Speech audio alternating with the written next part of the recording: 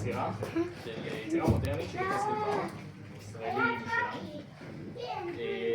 זה יצירה עיבוד על ניגון, שם יצא איזה ניגון, אבל איזשהו ניגון.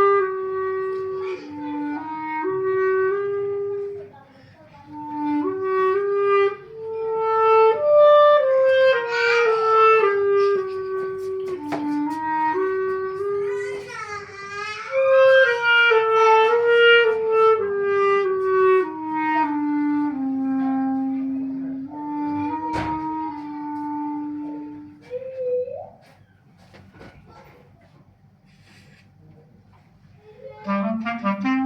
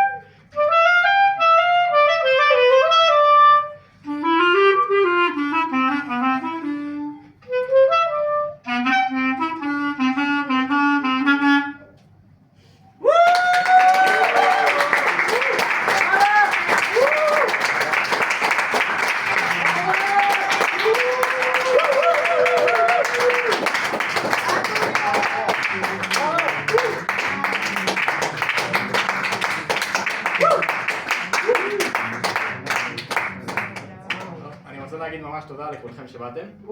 אני רוצה להגיד תודה. רגע, שנייה צריך להביא את זה.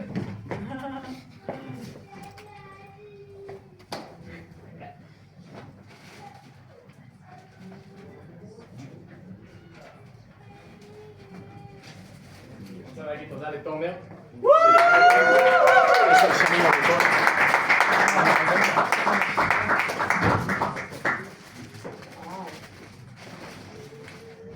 אני רוצה להגיד תודה לשגית.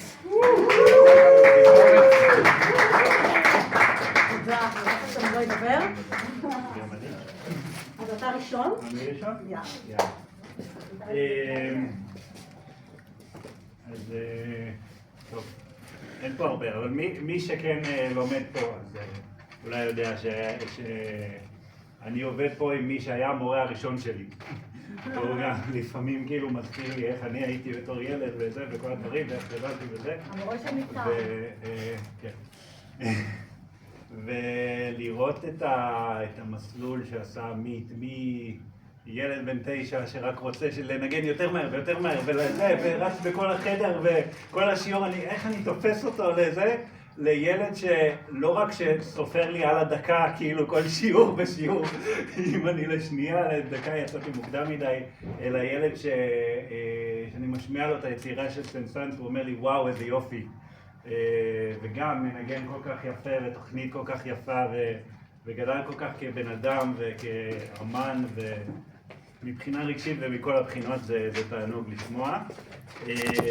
ולפני שהיא תדבר אני גם רוצה